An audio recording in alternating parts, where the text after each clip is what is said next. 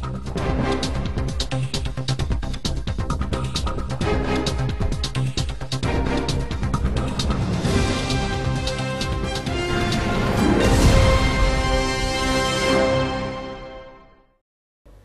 evening, ladies and gentlemen. We invite you to watch the English news on the Central Television channel of the Nam Province.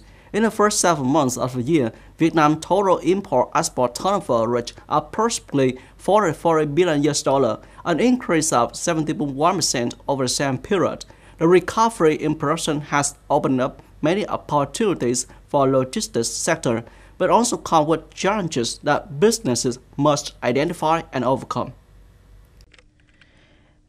At the Nam port, in the first 6 months of this year, container throughput reached 679,700 TEUs, achieving 54% of annual plan and increasing by more than 30% compared to the same period last year.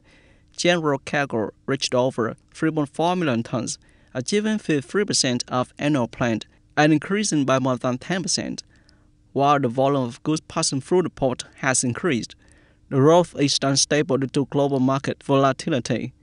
At this enterprise, after the pandemic, cargo volume recovered quite impressively in 2022. Consequently, the company invested in an additional 15 tractors, bringing the total number of tractors to 56 in 2023, which increased its transportation capacity from 100 to 130 containers per day. However, the company could not fully utilize this investment capacity as orders plummeted in 2023. Moving to 2024, orders have recovered but remain unstable. Armed conflicts, the complicated situation in the Middle East, and instability in Red Sea area have caused container shipping rates to double and, in some routes, triple, creating significant difficulties for import-export businesses. To cope with the situation, companies have had to minimize costs, negotiate with partners to share risk, actively seek new customers, and improve service quality to retain our customers. Additionally, it's crucial to enhance management and risk prevention in the context of complex and unpredictable global economic fluctuations. Vietnam is seen as a bright spot in economic recovery and development, with import-export turnover increasing by more than 17% in the first 7 months. In my province, the industrial production index increased by 6.98% over 7 months, and export turnover increased by 8.05%. This presents opportunities for businesses in general, including those in the logistics service sector. However, along with these opportunities come challenges that each enterprise must recognize and find solutions to adapt to in order to affirm their position and achieve success. The entire province of Nam currently has nearly 1.7 thousand hectares of brackish water aquaculture, primarily shrimp farming. The shrimp farming yield reaches nearly 5,000 tons per year, mainly concentrated in districts of Nhân Trạch, Long Thành, and Tân Phú. In the first 6 months of 2024, the total aquaculture production reached nearly 39.7 thousand tons, an increase of more than 4.9% compared to the same period last year, the highest increase among the fields of crop production and livestock farming. Brackish water aquaculture, especially shrimp farming, is among the top models yielding high economic efficiency in localities. Currently, the conditions are favorable for brackish water shrimp to grow and develop in the province. However, due to the abundant supply and the fact both domestic and export markets are at low points, shrimp prices are falling sharply. Specifically, white leg shrimp priced at 30 pieces per kilogram are only selling for 120 to 130,000 dong per kilo, while smaller sizes are selling for less than 100,000 dong per kilo, which is 5 to 10,000 Vietnam dong per kilo lower than the same period last year. This price is 20 to 30,000 Vietnam dong per kilo lower than the average selling price in the previous years. This morning, the Religious Affairs Committee of my province organized a meeting of religious organizations in my province for the year 2024. At the meeting, dignitaries and officials of Cao Dai Hoa Hảo Buddhism, Pure Land Buddhist Association, Islam and tiếng, ngày in Donetsk province were informed about the socio-economic situation, national defense and security, and the situation related to religious activities in the province in the first 6 months of the year.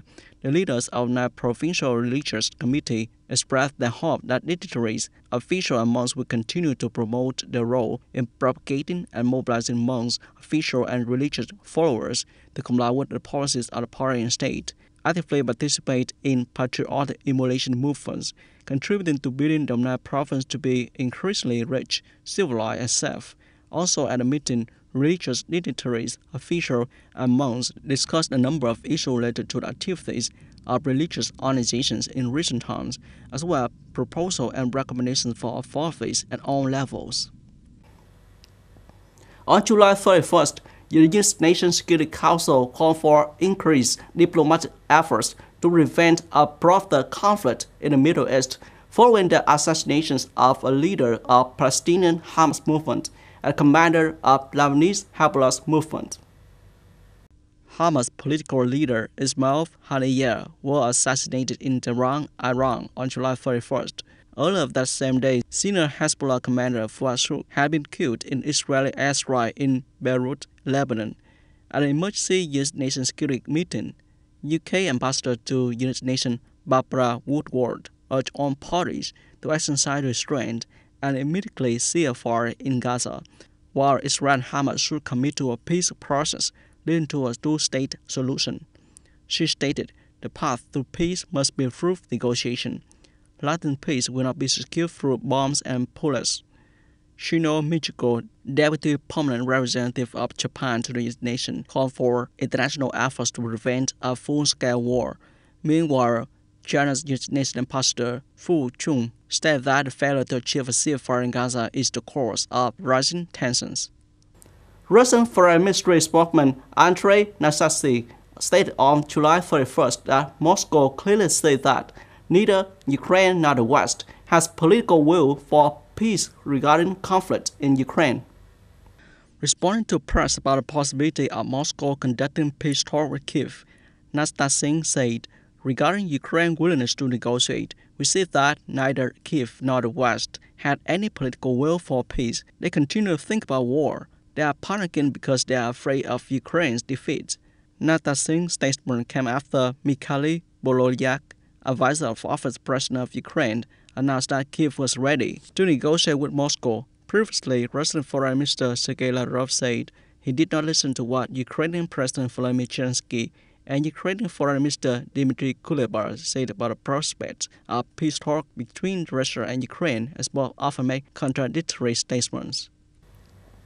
You've just watched the English news on the Central Television channel of Donetsk Province. Goodbye and see you again.